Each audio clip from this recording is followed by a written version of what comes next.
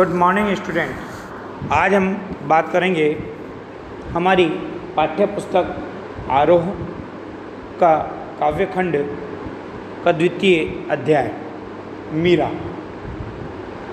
मीरा राजस्थान की कवयित्री में सिरमौर मानी जाती है। पहले मैं आपको मीरा का परिचय प्रदान करूं। मीरा का जन्म 1498 में कुड़की गांव मारवाड़ रियासत में हुआ।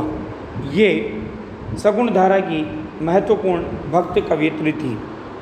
मीरा का बाल्यकाल सुख से नहीं बीता। जब वे 2 वर्ष की भी नहीं हो पाई थी, उनकी माता का स्वर्गवास हो गया। फलतः राव दूधाजी ने इन्हें अपने पास बुला लिया और मेड़ता में अपनी देख रेख में उनका पालन पोषण किया। जिस समय मीरा का जन्म हुआ था वह राजपूतों के संघर्ष का काल था। अतः इनके पिता रतन सिंह रात दिन युद्धों में ही लगे रहते थे, इसलिए इनकी शिक्षा का समुचित प्रबंध नहीं हो सका। इनका विवाह मेवाड़ के प्रसिद्ध महाराणा सांगा के ज्येष्ठ पुत्र कुंवर भोजराज के साथ हुआ, लेकिन मीरा का वैवाहिक जीवन काफ़ी सुखी नहीं था। भोजराज का अकस्मात देहांत हो गया। तब मीरा ने समय और परिस्थिति के आधार पर लोकलाज का त्याग करके भक्ति के मधुर और संघर्षपूर्ण क्षेत्र में प्रवेश कर कृष्ण की दीवानी मीरा बन गई। इनका स्वर्गवास 1546 में हो गया। मैं मीरा के बारे में बता रहा था। मीरा की भक्ति शकुंतला की है और मीरा दास्य भाव की माधुरी मीरा की भक्ति माधुर्य भाव की भक्ति है। मीरा शकुंतला की महत्वपूर्ण भक्त कवयित्री होने के साथ साथ कृष्ण की उपासिका थी। कृष्ण की उपासिका होने के कारण उनकी कविता में सगुण भक्ति मुख्य रूप से मौजूद है। लेकिन जब हम मीरा के पदों को पढ़ते हैं तो कहीं कहीं हमें निर्गुण भक्ति का प्रभाव भी मिलता है।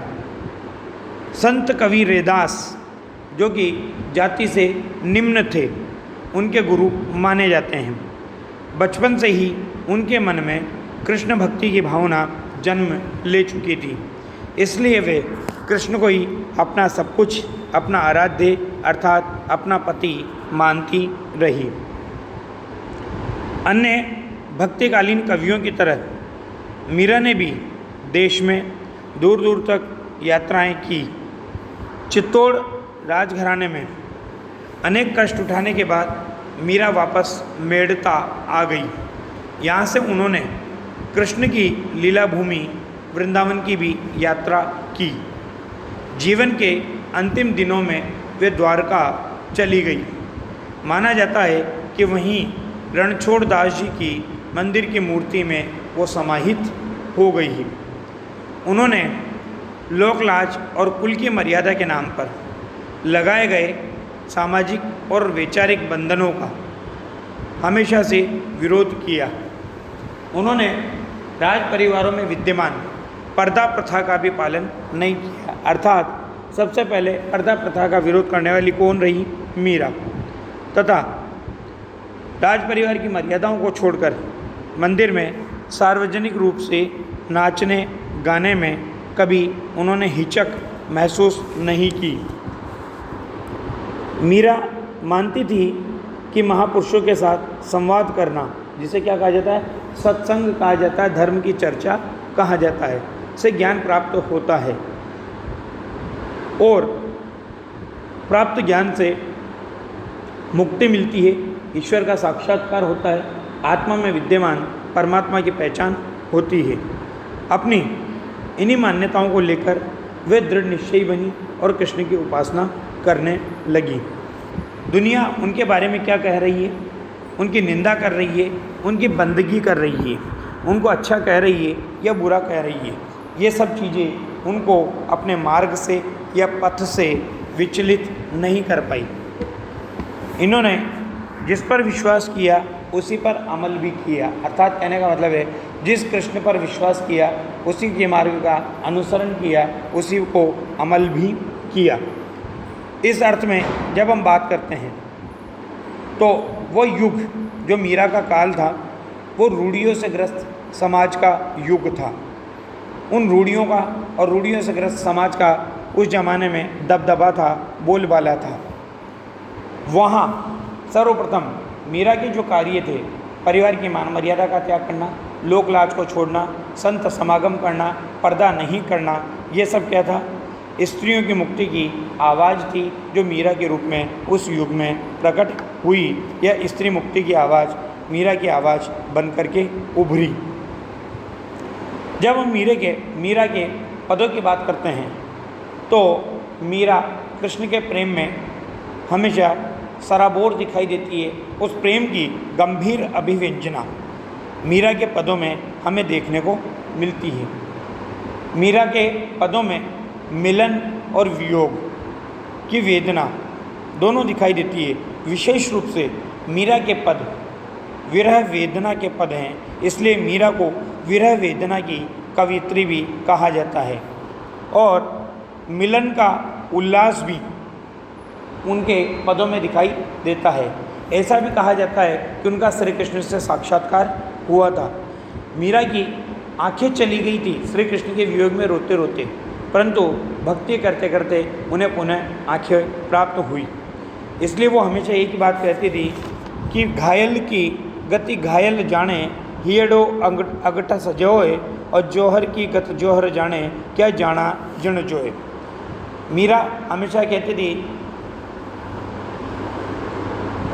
कि भगवान ही उसके इस संसार से पार उतारने का प्रमुख माध्यम है।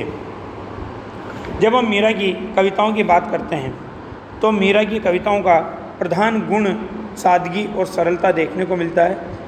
कला का अभाव ही उसकी सबसे बड़ी कला है। मतलब इनके पदों को जब हम देखते हैं तो भाषागत जटिलता इनके पदों में दिखाई नहीं देती। भावों की सरसता, प्रवाहशीलता, भावों की सरस अभिव्यंजना इनके पदों में हमें हमेशा दिखाई देती है। उन्होंने मुक्तक गेय पदों की रचना की है। लोक संगीत और शास्त्रीय संगीत दोनों क्षेत्रों में उनके पद आज भी लोकप्रिय हैं। कि जब भी आप देख लो धार्मिक सत्संग होते हैं, शास्त्रीय गायकी की महफिलें होती है, तो उनके पदों को आज भी भाव विभोर होकर के गाया जाता है। उनकी भाषा मूलतः राजस्थानी है तथा कहीं कहीं उनके पदों में ब्रज भाषा का प्रभाव भी हमें देखने को मिलता है। इस प्रकार कृष्ण के प्रेम की दीवानी मीरा पर सूफियों के प्रभाव को भी देखा जा सकता है। क्योंकि जब हम हिंदी साहित्य में सूफी काव्य की बात करते हैं तो प्रेम की रवानी, प्रेम की दीवानगी हमें सूफियों के काव्यों में ही सर्वाधिक देखने को मिलती है। मीरा की कविताओं की जब हम बात करते हैं तो उनके मूल में हमें दर्द दिखाई देता है। वे बार बार कहती है कि कोई मेरे दर्द को पहचानता नहीं, न शत्रु न मित्र। वो इस संसार में किसी को अपना शत्रु नहीं मानती थी, किसी को अपना मित्र नहीं मानती थी। वो सर्वे सर्वा श्री कृष्ण भगवान को ही मानती थी। इस प्रकार से जब हम मीरा के रचना संसार की बात करते हैं तो मीरा के द्वारा जो रचनाएं लिखी गई है उनके संबंध में विद्वान एकमत हमें दिखाई नहीं देते। कुल मिलाकर मीरा द्वारा रचित निम्नलिखित रचनाएं मानी जाती है। गीत गोविंद की टीका, नरसिंह माहेरो, फुटकर पद, राग सोरठ संग्रह, राग गोविंद, मीरा की मल्हार, गरवा गीत और मीरा की पदावली। तो आपके यहाँ पर ये जो पद लिए गए हैं ये मीरा की पदावली या मीरा की मुक्तावली से नरोत्तम दास स्वामी के द्वारा संकलित किए गए हैं। मीरा अपने जीवन काल में एक ऐसा संदेश हमें प्रदान करती है कि ईश्वर भक्ति से इस संसार के असाध्य कार्यों को सिद्ध किया जा सकता है और दुष्कर संसार से मुक्ति को प्राप्त किया जा सकता है। प्रेम इस संसार का मूल है, इसलिए हमें ईश्वर से प्रेम करना चाहिए। मीरा के ऊपर जितने भी संकट आए उन संकटों का निवारण उसे श्री कृष्ण के प्रेम की वजह से हुआ। कहा जाता है कि मीरा को मारने के अनेक प्रयास उनके देवर के द्वारा किया गए थे। उनको मारने के लिए सांप भेजा गया, वो शालिग्राम बन गया। उनको मारने के लिए विष का प्याला पिलाया गया, वो भी अमृत का प्याला बन गया। उनको मारने के लिए कांटों के सेज पर सुलाया गया, लेकिन वो सेज भी फूलों की बन गई। इन सब घटनाओं से मीरा का मन श्री कृष्ण में बहुत ज़्यादा आसक्त हुआ और वो श्री कृष्ण के प्रेम में ही अपने आप को समर्पित कर बैठी। इस प्रकार से मीरा का जीवन अभावों और संघर्षों के साथ साथ श्री कृष्ण के प्रेम में डूबा रहा। उनके पदों में उनसे मिलन और विरह की उत्कंठा हमें हमेशा दिखाई देती है। धन्यवाद।